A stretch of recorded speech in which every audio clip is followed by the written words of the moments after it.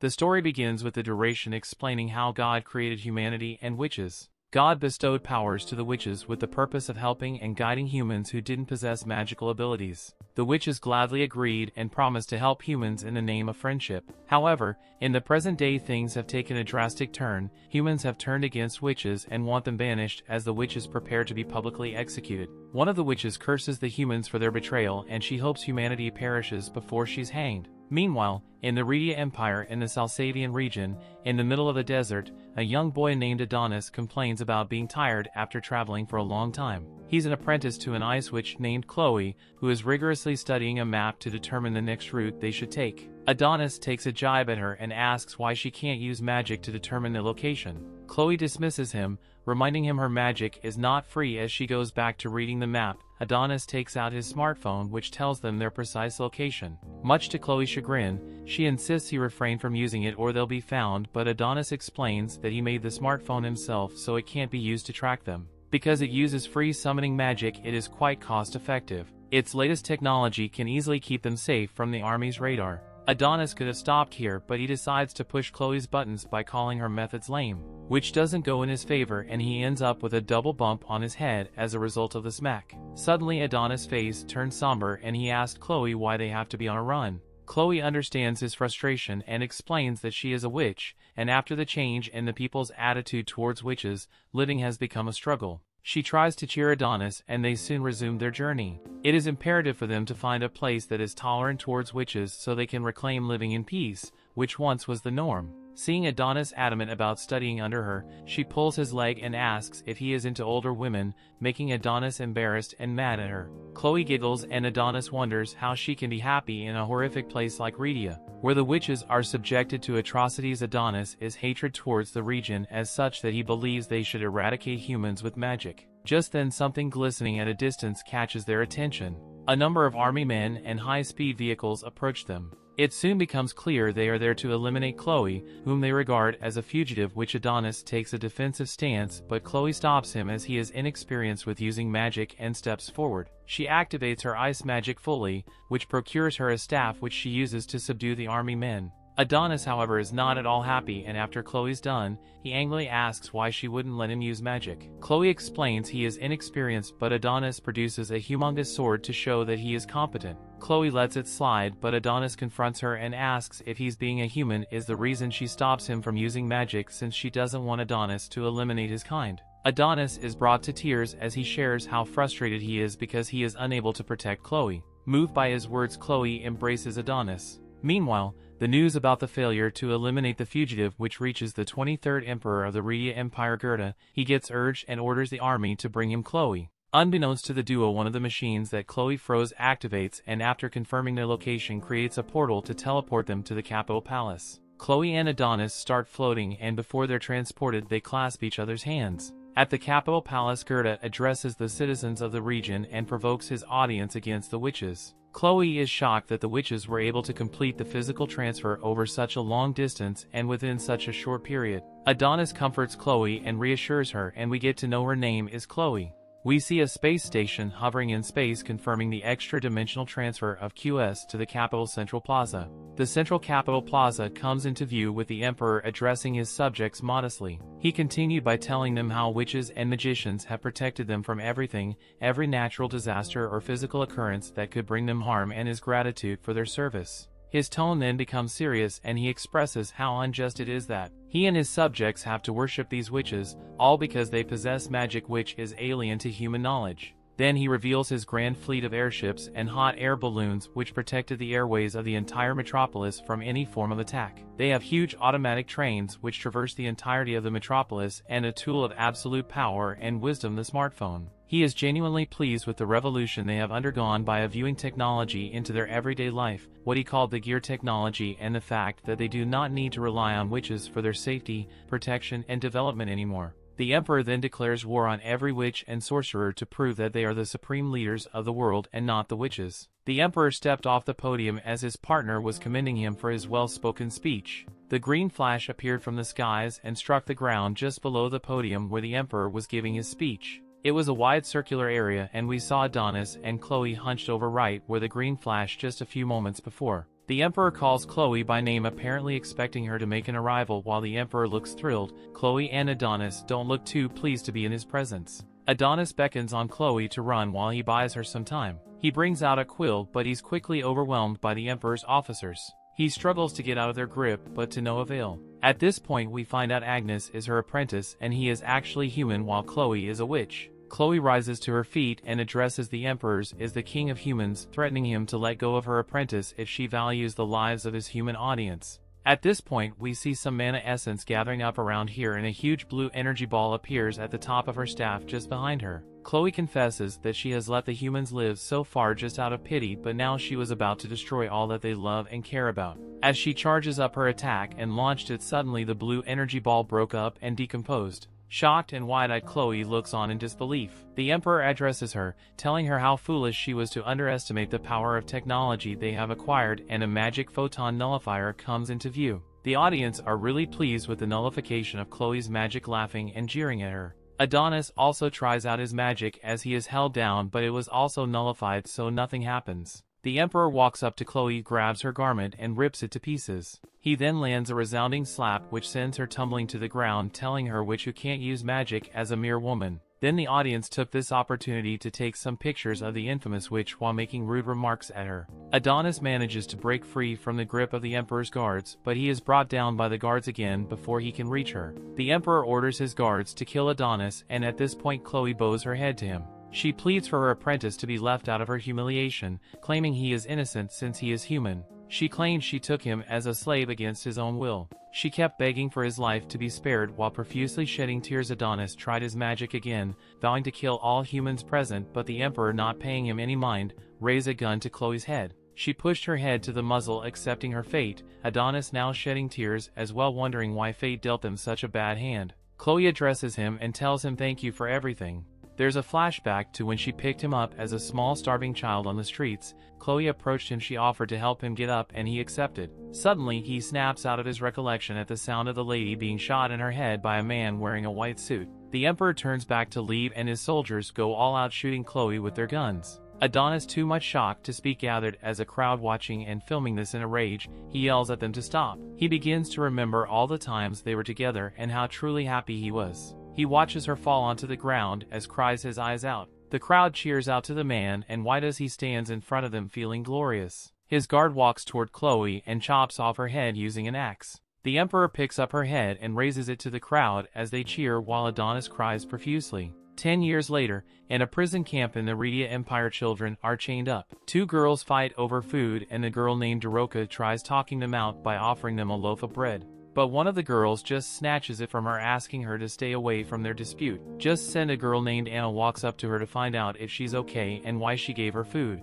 Daroka just avoids the question, playfully telling her that she okay. They sit together and Anna tells Daroka about how generous she is. She begins to cry, saddened by the fact that they were told if all witches were dead in the world would be a better place, but they still fight themselves even after all the technology was invented. Daroka cheers her up with some puppet show, telling her they'll be fine no matter what, and they both eagle sadly. Just then some guards come and yelling a prisoner's number and asking him to get up, but no one responds. In fear, the girls whispered this was the 4th time someone had been called and taken and wasn't returned back to the holding units. They both stared at the guard in fright, wondering who had been called upon. Just then Daroka looks at their tag to find out that it was Anna being called. She quickly exchanges their tag, takes Anna's number and responds to the guard. He asks her to follow him. Meanwhile, Anna stares at them as they both walk away with tears gushing from her eyes, and shocked Daroka is sacrificing herself for her. She fears the outcome, knowing fully well that Daroka will not be returning. Daroka is standing between two guards being interrogated by Chief Warden Palpol. He asked her to take off her clothes to confirm there was no infliction on her. He was about to give her to the Lord as a service girl.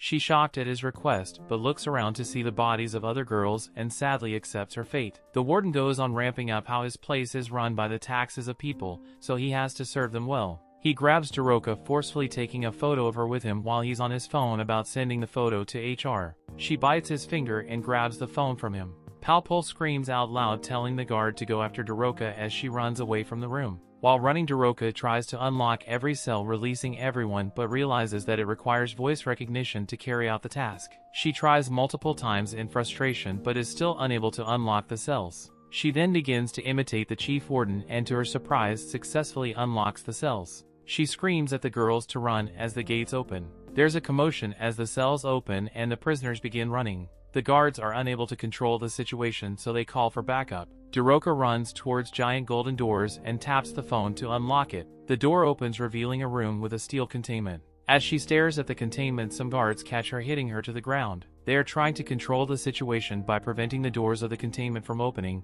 but it is too late as the door opens. We then see a man covered in bandages releasing himself from several chains. He is Adonis, who's been confined for the past 10 years and now wants revenge. Things continue. The guards tremble in fear and Adonis, with unparalleled anger, breaks free from his shackles with fear. In his voice, one of the guards points out that prisoner 1001 is free and he wants to report it to the chief. There is no time though, so they make the incredibly wrong decision to try and put him back in the chamber. These hopeless fools think it will help if they all going at once, but Adonis instantly eliminates one of them. Without a single word or wasted movement, Adonis expertly finishes off the other two, Daroka probably wishing she still had her puppets. It's terrified out of her mind and Adonis begins to approach her. She begs Adonis not to do anything, but her measurable anger courses through him and it's as if words can't reach him. He fires a shot at her, but we see that he's somehow able to still be merciful, as he only shattered chains. An announcement is made to all the guards in the prison warning that all cell doors and corridor partitions have been opened. Elsewhere,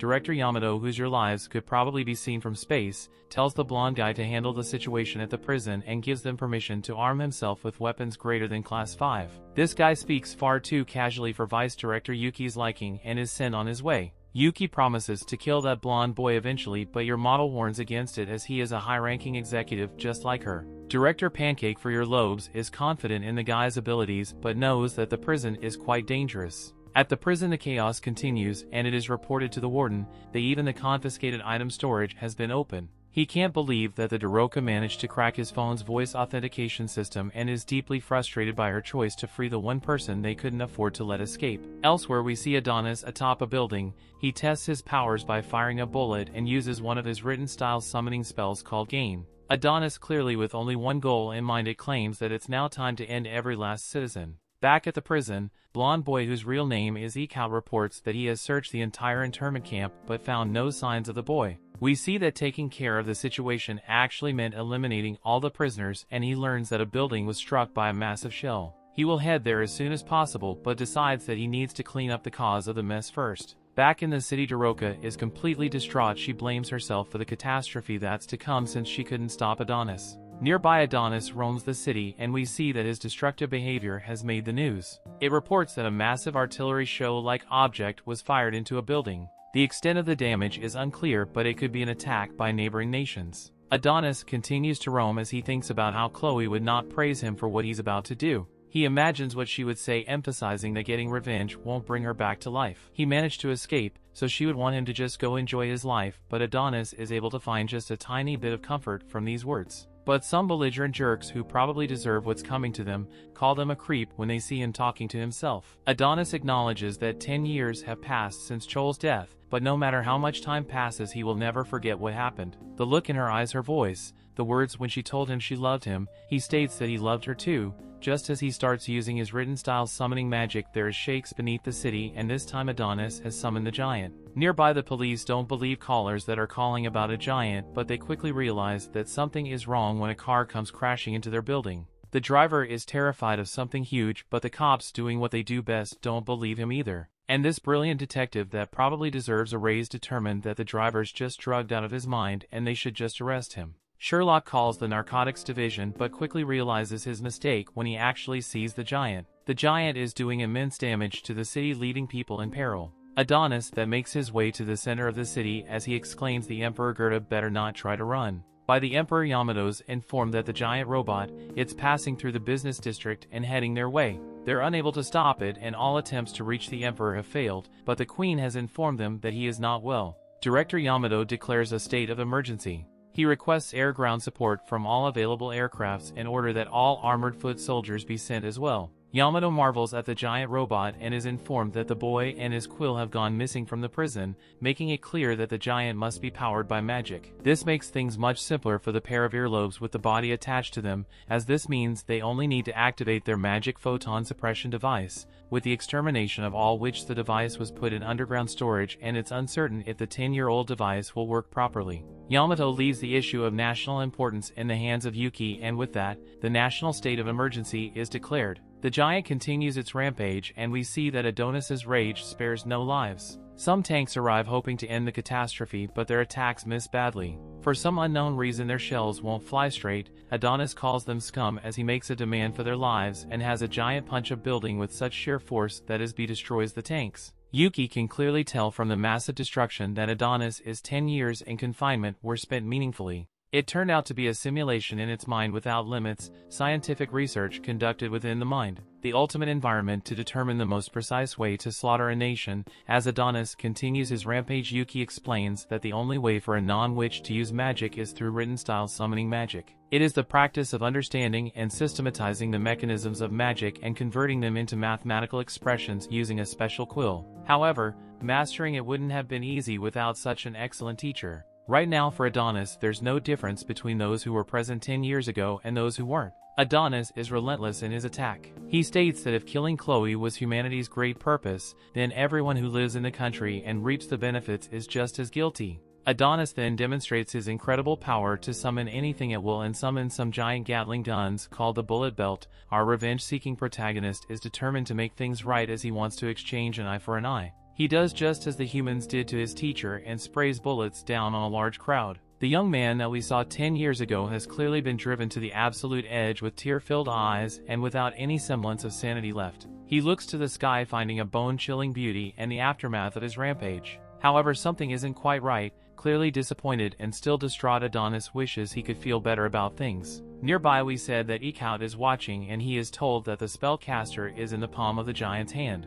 All forces are told that their target is long-term prisoner the witch's apprentice Adonis. The assault on the giant starts with a group of fighter jets. They bombard the giant with several missiles, forcing Adonis off of it. With reckless abandon, missiles continue to rain down, putting civilians at great risk. A building is about to turn a very recently orphaned child into a pancake, but Doroka appears out of nowhere to save him. She leaves the kid with a stranger and explains that she is on her way to stop Adonis. On top of a nearby building, Adonis determines that he's out of shape and soldiers begins to descend on him. Back at the Imperial Castle, we see that Emperor Gerda managed to maintain his impeccable mustache. He was not able to maintain his health. He is severely ill, so the queen tells him not to worry about anything and their empire will be just fine. She tells him to rest and assures that he did a great job as emperor in making sure the empire would be strong. The Emperor of Simpering credits the queen for staying by his side and giving him the strength to do what he does. However, he coughs with enough intensity that it could probably dislodge all his internal organs, and we learn that he has an incurable disease. This absolute alpha male with a mountain of testosterone tells him that he needs no doctor since he is totally fine.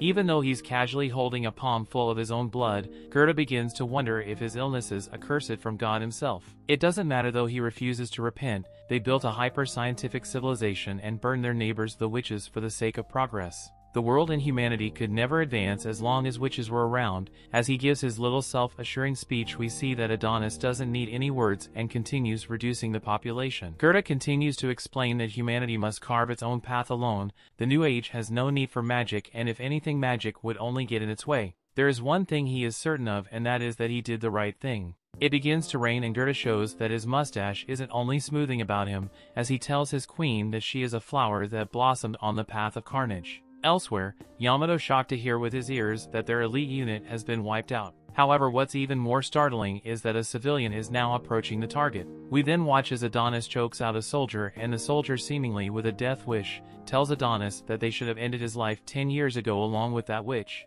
Adonis, so some of the coldest eyes will ever see, agrees that they should have ended him, and even he wishes they had. Before Adonis can take out more of his frustrations, Doroka arrives to stop him. She begs that he stop his rampage as he has already taken the lives of many citizens of this empire. She wonders if he hasn't done enough yet and explains that she doesn't want to see any more innocent people die. The word innocent absolutely sets him off, and he shockingly ends the soldier's life right in front of her. Daroka has made a huge mistake, as they're trying to tell him that these people are innocent has made him realize something. He was confused but has now determined that whether they're radiant or not, all humans are his enemy's subjects for extermination, even if they're prisoners. Daroka shows no fear though and tells them that Chloe wouldn't want this. She foolishly pushes her luck, but continuing to remind him about Chloe. But this just makes Adonis even more furious, and he reminds the human scum to not casually speak Cole's name. He assumes that Daroka just started to distract him until the next wave of soldiers arrives. It's exactly the type of things humans would do, since they always fight dirty just like they did back then. He is certain that there's no way the witches would have lost to humans if they hadn't used cheap tricks. He tells Daroka to stay out of it since she knows nothing. However, Daroka knows far more than he thought. She states that his name is Adonis. It was the name the world's greatest witch gave to her beloved student. She then shocks him to his core as she states that this is common knowledge for witches like herself. Adonis is in absolute disbelief. For just a moment she begins to introduce herself, but Adonis becomes enraged again. He is certain that she's just messing with his head, and he points out that all witches are dead. He tells the human scum to never speak of witches again, but she explains that they managed to survive the witch hunts. With the whirlwind of emotions, Adonis asks with frustration that if they survived, why they didn't come to save Chloe. Why did they let their fellow witch die? She apologizes over and over again and explains that they were all desperate to escape. Adonis doesn't want to hear any apologies, though it reminds her that it's too late, Chloe's already gone. Daroka then leaves him in disbelief as she states that Chloe will come back. They will bring her back to life. Adonis only takes this as an insult though, and prepares to end her life for her absurd lies. She pleads to him and explains that she infiltrated the country to save him in order to bring back Chloe. They need his memories of her. They need him to resurrect Chloe. Adonis doesn't even seem to be listening to her anymore as he summons a sword. He continues asserting that he will end everyone. He will end her and anyone that gets in his way. He will end anyone who defies him and everyone who speaks of Chloe. Daroka decides that if that's what Adonis needs, then she will gladly give her life to satisfy him. She says that she's just glad to have met him, and Adonis reminded of when Chloe said those exact words. Adonis collapses to the ground, breaking down in tears. His relentless pursuit of revenge pauses for a moment, overshadowed by the faintest glimmer of hope to bring back Chloe. Adonis isn't sure what to believe anymore, but is certain that he desperately wants Chloe back and asks Daroka if it's really possible. She assures him that it is. Daroka instructs him to come with her and promises that he isn't alone anymore. Adonis, changing his focus from vengeance to a desperate grasp at hope, reaches out to her, only to be utterly stunned when Daroka gets shot. It's eke out and he's just disappointed he couldn't hit both of them. Things continue. We then get a look into the recent past as the city is being invaded. Daroka is there and she could only watch helplessly as her home is being destroyed. Her neighbors are being ended right before her eyes, but surprised to see that Mia is still alive. Mia has no clue what happened and explains that the humans just attacked suddenly. Daroka can't make sense out of it as she points out that they were getting along solo with the humans until recently. Daroka wants to go full Hogwarts and magic everything back to normal, but Mia says that they can't and points out that the humans a broader machine that suppresses their magic. Mia tells Daroka to run and tell someone named Ophelia what is happening as she might be able to help. Daroka wants Mia to come with her, but doesn't seem to realize that Mia has a giant hole in her back that looks like the Grand Canyon and she probably won't be able to stand up, let alone go on a trip. Mia tells her how to get to Ophelia's house, and we finally get to see the origin story of the Great Knight puppet she had in prison. Mia won't let the gaping hole in her back stop her from making one last performance, and she uses a puppet to tell Daroka that she is a strong girl.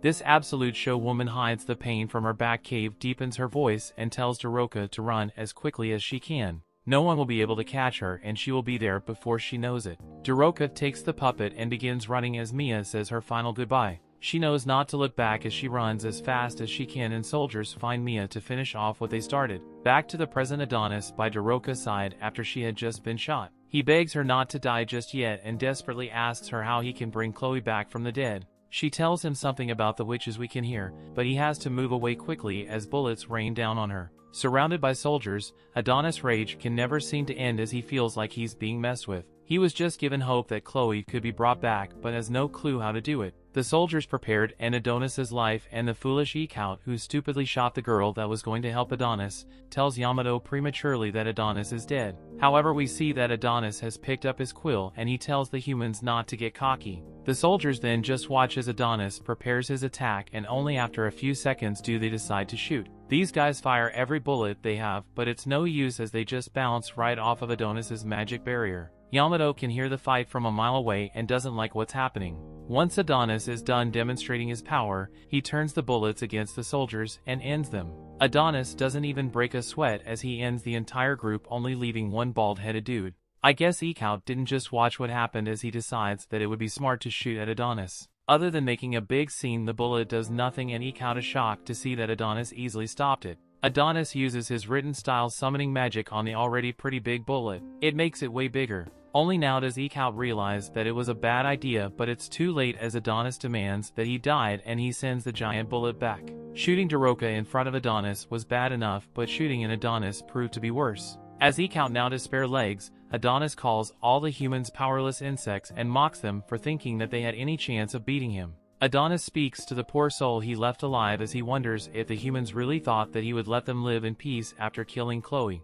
Everyone watches from earlobe headquarters as Adonis states that he will wipe every last one of the humans off the face of the planet. He vows to make them feel Chloe's despair. Yamato completely powerless at this point and just hopes that Yuki can carry out her mission in time. We then watch as Yuki is in awe of the crown jewel of science that once defeated the witches. Once activated, they will be able to suppress Adonis's magic. We then learn that Yamato is actually her big brother. Luckily for her, those cartoonish earlobes don't seem to run in the family, but she does hope to activating the machine will make her useful to her brother. Yuki rushes for men to get things started, but they are stopped by one of the 4 national bureaus of the Redia Empire, the National Science Agency. Director Theta states that she knew the Habitat Security Bureau would show up and acknowledges how much Yuki has grown. Yuki is shocked to see Theta there, and we see that when Yuki lacks an earlobe she makes up for with giant eyebrows. Theta won't allow them to activate the device and Yuki demands an explanation. Back at headquarters, Yamato lifts his phone all the way around his giant earlobe to receive a call from Yuki, but is shocked to hear that it's actually Theta. Yamato tells her that he has no time to speak as they are in a race against time, but he listens as what she has to say is of vital importance. She explains that the magic photon thingamajig cannot be activated. Science is the work of humanity that sheds light on the world. They have learned a lot, but there are still things that they don't understand. One of those things are the particles emitted by the device. She reminds him of the illness developed by soldiers who participated in the witch hunts 10 years ago called human cellular dysfunction disease. They can't say for certain, but they believe these particles affected the human body and this device kills cells. Yamato has never heard this before, but Theta explains that that's because they hid it. Unfortunately for the stupid humans, there are no more witches left to restore the natural environment. The atmosphere that would have cleansed these harmful rays is gone and nature has fallen out of grace. As things are now, if a human body were exposed to a massive amount of particles, it would be destroyed. Yamato is more shocked than ever as he now realizes that it might have been the cause of Emperor Gerda's illness. A quick look back at the fight shows that Adonis is laughing maniacally as he easily stops more bullets from more soldiers, and the same thing happens to them. They are quickly losing the battle and Yamato realizes this. Theta tells Yuki to return to the capital, but she takes off running for the device instead. She thinks about how they can't afford to worry about illnesses when the threat of magic is right before them and remembers how her big brother left his task in her hands. Theta tells everyone to evacuate and begs Yuki not to activate the device as even a little exposure could have major consequences. Yuki isn't listening at all as she states that her mission is of national importance and the desperate girl activates the device. In the city, Adonis continues to laugh like a maniac but is shocked when his magic is stopped. Everyone at headquarters sees that Adonis has dropped his quill and Yamato desperately asks how Yuki is. Theta tells them that it was nothing, but we see that she and Yuki are severely injured. While Theta turns off the device, Yamato desperately wants to know what happened, but Theta reminds him to focus on the task in front of him. She questions if Adonis is really someone that they can't be without suppressing magic and asks him if they should really be having this much trouble against him. He recalls that his duty is to quickly exterminate those who harm the Empire, and she declares with great pride that they are Redia, the indestructible Empire. Yamato was inspired and commands all the units to charge. Adonis takes off in an attempt to get his quill, but it's too late as the soldiers are already prepared to fire. One very angry Karen gets in the line of fire. Fury said Adonis for harming their nation. A building collapses between them and the other soldiers, but this one Karen couldn't care less and pulls out her thermal blade. Adonis wonders if he's finally going to die and is glad that he will be able to reunite with Chloe. The soldier doesn't hold back at all and takes his head off with one strike. The other soldiers can hardly see anything, but the girl eventually emerges from the smoke with Adonis's head. She states that she ended the witch's apprentice. Everyone celebrates and she is hailed as a hero. Everyone at headquarters celebrates as well, and Yamato sighs in relief. Yamato commands his troops but reminds them not to celebrate just yet. They still need to collect his body and confirm the damage done to each area of the city. Yamato is informed that the soldier that ended Adonis is a new recruit of the armored foot soldiers. His assistant wants to look into her further, but Yamato tells them to not bother as it's far more important to see how Director Theta and Vice Director Yuki are doing. The proudly Yamato determines that Theta was right, their nation is strong. However, we see that Theta wasn't strong enough as shredded up body is being taken away, and so is Yuki. We then watched as Emperor Gerda gives another one of his classic and legendary speeches with tubes seemingly coming out of every part of his body to keep him from flatlining mid-sentence. He announces that magic somehow survived and the abominable witches still remained in this world. The boy they took from the witch's hands 10 years ago has been unleashed upon the world, and it's the worst possible outcome. It's the long-term prisoner and witch's apprentice Adonis. Despite being human like them, Adonis is a remnant of the terrible old world enthralled by magic. Gerda showing what it would look like if life support needed life support explains that even after 10 years, they have failed to determine how Adonis was able to use magic as a human. Gerda reveals that he's enraged at himself for allowing Adonis to live, but he assures his people by reminding them that the Redia Empire is the pinnacle of the world. The power of science they've acquired and their iron-willed troops will yield to no evil. Gerda, who looks like a USB charging station at this point, wraps up his speech by telling his people to be proud they were born human in the Redia Empire. This psycho states that the old world is gone, God is dead, and their nation is now God. At some random school we see that some girl was watching the speech on HM2. The teacher acknowledges that things haven't been easy as a few of their students have died, and we see that some plans on a desk and remembrance of one of them. The teacher's apprentice asks whether witch's apprentice sided with the witches if he was a human, but the teacher has no clue. Class is over and he probably just wants to get the heck out of there. The red-headed girl is approached by another girl who states that she saw what she did. The redhead instantly knows what she is talking about but defends herself by saying that it was a normal reaction to that situation. The girl decides to leave her alone, but the redhead still hopes that she eats herself off the building. The redhead is named Eri and she goes to the site of the destruction. She is furious at the Empire for not doing their job to protect the people, and we see that she was the girl whose boyfriend was begging for help. She hesitated to help him and ultimately decided to run for her life, leading him to wonder why she would abandon him just before being crushed. She feels terrible for abandoning him, but even worse for being physically attracted to the guy using magic. A guy surprises her and she can instantly tell that he is with the government. She tries to delete the photo she has of Adonis, but the man told her that it's okay and he will keep her secret. He points out that the witch's apprentice is the heinous criminal who caused the disaster, but he wouldn't snitch on her. Eri apologizes and takes her leave. We quickly find out that this guy's name is Osgorgeous and he is a two-faced jerk. He makes a call to give the girl's exact location. He explains that she seems to have been influenced by the terrorist and ordered that she be seized. He wants the National Security Bureau to decide what will happen to her, but he is certain that she will either be executed or imprisoned for treason. He exclaims that inspecting the disaster area is pretty exhausting, but is told that the final check is complete. Oz decides to return to base and tells the girl over the phone named Charmy to give him a hug and a kiss when he gets back. Charmy is obviously annoyed and requests that Chief Oz address her transfer request so she can get the heck out of there. She has had enough of working overtime every day and the boss who abuses their power and harasses her. Moving on from that though, she reveals that some unbelievable analysis just came in and asks Oz to return right away. As we see that Adonis is there, she shockingly reveals that the body they captured is a fake, and we see that Adonis wakes up somewhere else. The story continues. We see Adonis lying on a bed struggling against unknown witches who are holding him down. The witches monitor his vitals while he's unconscious. The witches are scared because he won't last very long in this state. Adonis keeps screaming and then his pupils roll down from his head. Lady Ophelia, the leader of the witches, tells them not to give up. She walks over to Adonis and restores his senses by stimulating his brain. After working her magic, Adonis wakes up back on the battlefield. He sees his body lifeless at the female soldier's feet and gets confused. She introduces herself as Anna and explains she used her magic to make a duplicate of him. She reveals herself as a witch who along Daroka infiltrated the country. She tells Adonis it was all a plan to resurrect Chloe. She assures him she'll get him to safety. Adonis doesn't trust her and tries to question her. She tells him off and asks Madame Ophelia to send him off. Adonis is engulfed by a ball of linen which floats into the sky. Anna watches as the ball disappears out of sight. She is sad that Doroka is now on another planet. Adonis wakes up back in the midst of the unknown witches. He falls off the bed shivering.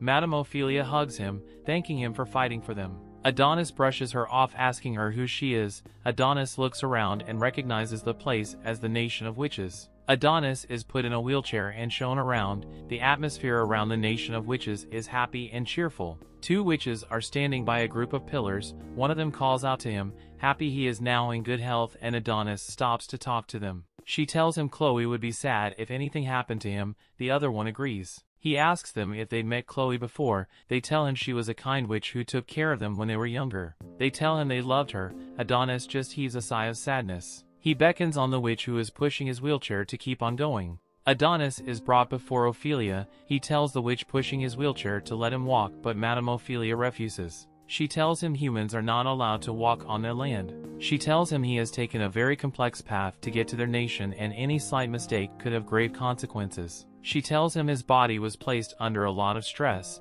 Adonis checks himself to make sure he doesn't have any serious injuries. He asks her what she did to him, but she simply tells him she invited him over to their nation. Addressing him as Chloe's apprentice, she tells him everyone knew Chloe because she was a kind and smart witch. However, Chloe was cast out of the witches' nation. Adonis accuses her of being the instigator of Chloe's exile because she taught magic to him, humans. Ophelia asks him if Chloe told him about it, but he replies he's spent enough time around her to know that. Madame Ophelia tells him the magic of witches is sacred to them. She tells him the magic bestowed upon them represents their devotion to lead humankind. She tells him it's not something a human should be taught. They could never understand why Chloe decided to take a human apprentice. Every witch begged Chloe to abandon Adonis and return to the witch nation, but she refused. Despite all their pleadings, Chloe apologized to them and walked away. Ophelia tells Adonis despite everything she's still loved by all. Adonis angrily asks her if she's done reminiscing. She stretches out her hand and summons Adonis' quill over her palm.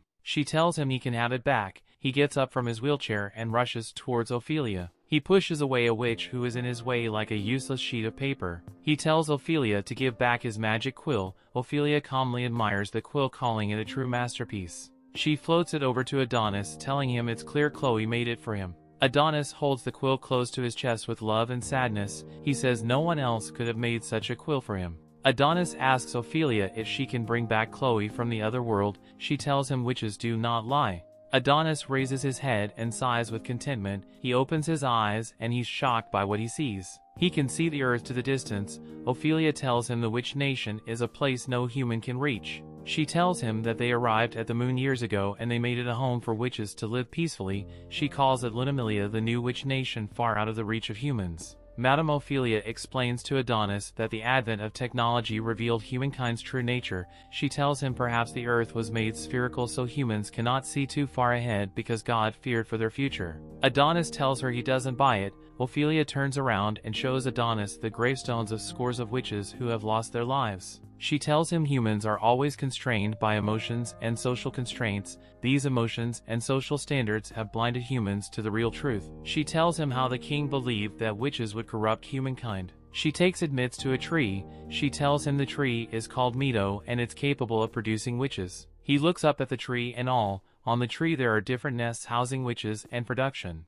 She tells him that witches, unlike humans, they do not have mating pairs. Instead, they receive life from the Meadow tree's fruits. She thinks her explanation would amaze Adonis, but he's indifferent. She tells Adonis the tree is the last surviving tree brought from Earth. She tells him humans burned down the other trees. Adonis looks through a certain nest and he's surprised. Ophelia tells him it's the only tree that can give birth to and regenerate witches. He walks closer to the tree in disbelief as he sees a regenerating Chloe. He reaches out his hand towards the nest and asks Ophelia if that is Chloe. She tells him it's not. It's just a witch waiting to be born. She tells him for her to become Chloe, she would need his strength. Adonis doesn't understand what she means. She tells Adonis that magic is the act of giving one's thoughts physical form in the material world. She tells him the written style summoning magic he uses can be used to give form to anything, depending on how good he is. She tells him his magic is enough to make anything happen. She tells Adonis that he could seal all his memories into the fruit witch and make her become Chloe. She tells him he's the key to Chloe's resurrection. Adonis looks determined and Ophelia starts walking away from the tree. She tells Adonis let her know when he's ready to begin the ceremony. She walks away leaving Adonis standing alone before the tree. Adonis lies down on the grass and contemplates his choice. He can't believe his magic will resurrect Chloe. At that moment, Anna appears before him. She asks him if he doesn't have something to say to her. Adonis condescendingly asks her if she expects thanks from him. She tells him he can't possibly be serious with tears rolling down her cheeks. She tells him Daroka gave her life for him. Adonis tells her it's not his problem since she was the one who planned out his escape. Anna is angered by his remark, but he walks away. Anna calls him back telling him she's not done talking. She tells him humans are so selfish. She tells him he must feel lucky to be able to revive Chloe as much as he wants with the help of the tree. She wonders why they risk their lives for someone like him. This makes Adonis stop. He turns back and angrily tells her they saved him so he could bring Chloe back so that they could use her. She asks him what he means, but he tells her not to play dumb. He recalls Daroka's last words while she was in his arms. She told him that the witch nation was planning to use Chloe. Adonis tells Anna that the witches could live in an environment that's hostile to humans. He tells her they didn't need to build the dome, but they built it to keep humans in. He tells her how the witches plan to kidnap humans with their magic and teach them written-style magic so they can fight. He tells her since witches are near extinction and they need a new source of soldiers. He tells her it's only because Chloe makes quills, that's why the witches want her resurrected. Anna is even more surprised. She grabs his shoulder and asks what he's going to do, and she asks him to help them so Daroka's death won't be in vain. Adonis tells her he'll resurrect Chloe, but anything after that is up to Chloe. He tells her if Chloe doesn't approve of them, then they will become his enemy. Later in the day, Ophelia and the witches begin the ceremony. Adonis approaches the tree and uses his magic to cast a summoning spell from his memory. The magic is absorbed by the unborn fruit witch. Adonis remembers when Chloe was teaching him about Falulu, the witch's constellation. He was bored of her teachings because he'd heard it over and over. He points out other constellations she taught him to her. She's impressed Adonis was able to memorize the constellations. She thinks he's a magic prodigy and she must be some kind of god to be his teacher. He points out a constellation called Adonis constellation and accuses Chloe of making it up. Chloe can't seem to remember it and they both begin to argue and Adonis snaps out of his memory. He cherished the time he spent with Chloe, feeling like it was all a dream compared to his present reality. He remembers when Chloe always left her clothes around the house. Chloe is washing herself and asks him to leave the clothes on the floor. Adonis tells her he'll put them away. Adonis looks through the curtain to see Chloe with different bruises on her body. Chloe tells him not to spy. He tells her he is worried because of how long she's been there. He tells her he'll go and stay and watch. He urges Chloe to take her bath quickly before their pursuers catch up to them. Chloe thanks him for staying with her as tears fall down her cheeks. She tells him she can't live alone. Adonis is moved by her statement. Back to the present, Adonis admits he can't live alone as well. The witch fruit keeps absorbing his magic. Adonis professes his love for her and Chloe's voice thanks him. The fruit glows bright, lighting up the fields. All the witches stare at the fruit hopeful. The fruit finally opens up and starts revealing its new form, but instead of Chloe, it's Daroka who comes out. The story continues. Adonis remembers when he asked Ophelia if she could bring Chloe from the dead. Ophelia confirmed, mentioning that witches never lie, but Adonis knew that was a lie. Ophelia talked about how the evolution of science made humanity reveal its true nature against the witches or created by God to guide humans into the future. However, Adonis knew that was a lie and that Ophelia planned to use Chloe in attack. Adonis was crying while performing the spell to bring Chloe back to life. He wanted to see her again, but he refused to revive her. He loved her too much to see her being used by her own kind. He felt like she had no place in this world anymore, and that's why he used another spell called Replace. He used it to rewrite the ritual and revive Daroka instead.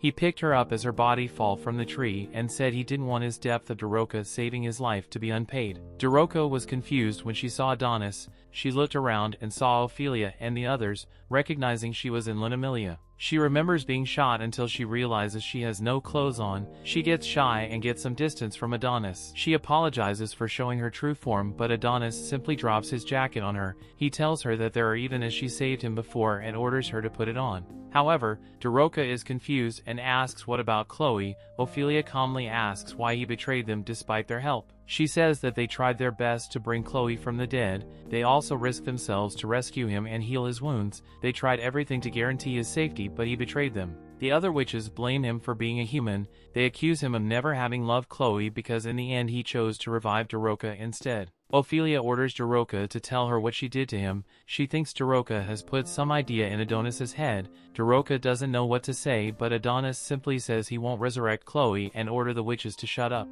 Ophelia starts laughing at the situation and calls him a mere human. She asks why he's trying to show off, but suddenly summoning particles start to appear. Ophelia doesn't understand what's going on and asks what Adonis has done. Adonis simply smiles like the crazy guy he is and reveals a chip. He explains that humanity arrested him for 10 years, so they had put a tracking device on him. He then reveals to Ophelia that witches aren't the ones who will destroy humanity, all because he will do it by himself. He destroys the chip and throws it, creating a huge explosion. The Mito tree starts burning to Ophelia's distress. However, there's a bigger problem. Yamato managed to reach the moon. He never thought that he would be able to find the last Mito tree there. More human soldiers get summoned to the moon and Yamato starts threatening everyone. Adonis laughs, mentioning he's the one who invited them there and promising this will become their new graveyard. The witches start using their water magic to make it rain and extinguish the fire. However, the rain stops because they start losing their heads. Literally, the witches cannot believe what's going on and Ophelia orders them to enter the formation.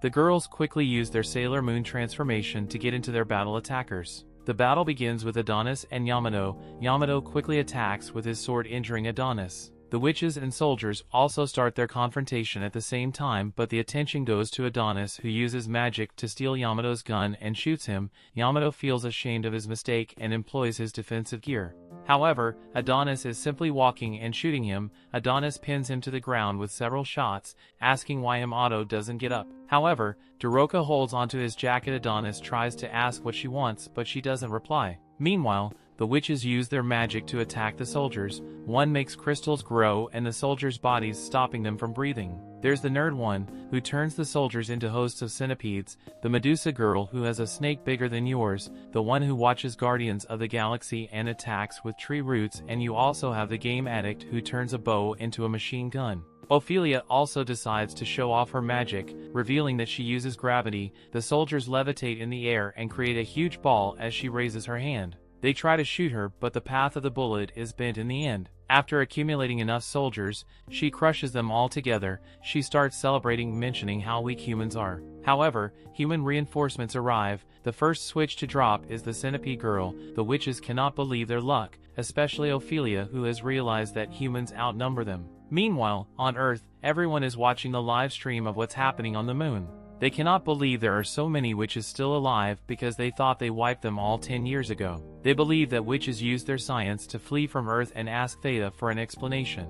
She only has a few months because she was exposed to the magic canceling device. She complies with orders and confirms they are right. She shows images of the -89 model and explains it was a physical transfer prototype they've dumped into space 10 years ago. However, the remaining witches that were alive captured, they used it to create a hidden structure on the moon and used magic to camouflage their astronomical wave from the humans. Theta once again confirms, but one of the guys gets mad. He claims that the Science Institute received a huge annual budget and used to be considered their pride. Yet, they still allowed this to happen. He threatens that this failure will cost them more than her life because everyone thinks that witches were exterminated 10 years ago. However, there's this sunglasses weirdo named Shirasaki who claims this doesn't matter. People think witches are all gone, so they simply need to exterminate every witch on the moon. Meanwhile, Yamato is having a flashback after becoming a bullet bag. His sister is in critical condition after activating the anti-magic device. He explains that Yuki decided to follow in his footsteps and enter national security.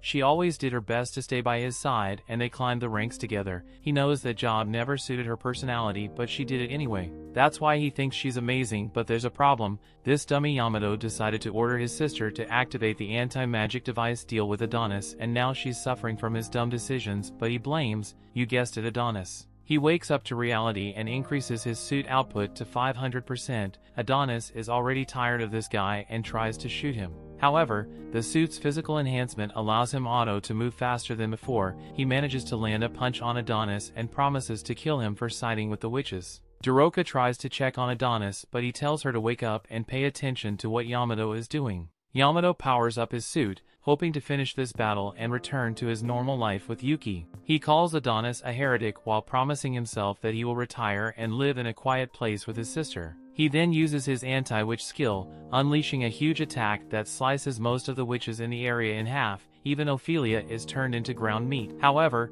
Adonis manages to avoid it using his matrix moves, with even our cutie Doroka was sliced in half. Luckily, her friend Anna managed to cast her magic to create Dorothy's clone and canceled her death. Doroka is happy to see her friend also managed to survive, but Anna simply loses her head telling her that she loves her. Literally, Doroka cannot believe her eyes and screams. Meanwhile, Humanity's headquarters tries to contact the attack force because they lost all the video stream. We see Doroka crying because she cannot believe she just lost her best friend. She tears down begging for this stupid war to stop. She doesn't understand why humans and witches are trying to fight each other. Meanwhile, Adonis is still standing and promising to delete Yamato. Yamato cannot count because he contacts the headquarters and says every witch is gone and claims that Adonis is the only one left. Adonis quickly uses his spell to get some armor in his arms and tries to punch Yamato. The sword dude blocks and tries to counter, but Adonis jumps to avoid the attack. He then uses magic to prepare his punch while descending, which is blocked by Yamato again. However, the sword breaks and Adonis manages to piercing a model's chest. Adonis tries to follow up with another attack, but Yamato blocks it. He tries to regenerate his suit and sword, but Adonis dodges it. We find out there are actually several witches still alive who are watching the two fight. Ophelia says they should never give up, but the witches have lost all their faith. The Mito trees burn, which means that witches will never be born again. Medusa Girl tries to motivate everyone to get up and help Adonis, but more human soldiers are summoned and start wiping every single one. Meanwhile, Yamato uses a skill to block Adonis' flying punch. He then manages to pierce out in his chest and thinks that he won. However, Adonis has been preparing for this moment. He activates his Kali Bum spell, which summons a huge sword that slices Yamato's arm off. The last few remaining witches are begging for mercy, but the soldiers refuse to. Yamato then uses his suit's abilities to stop the bleeding, and Adonis notices his eyes. He knows both of them seek revenge. Yamato calls Adonis too dangerous and steps forward to end him. However, Adonis simply says no. Minutes later, at the National Science Agency headquarters, everyone is panicking because they don't have a video stream of what's happening. They wonder if everyone was wiped out by the witches, but some refuse to accept it, mentioning Yamato is leading the mission. They suddenly start receiving some signal and make the video connection. They see Yamato holding his face. He tells everyone that every witch on the moon's surface has been wiped out and they won the battle. Humanity starts celebrating their win. However, if you notice, Yamato's eyes this time are colored red. That brings the episode to an end. Thanks for watching. Want next part? Subscribe the channel and turn on notification bell.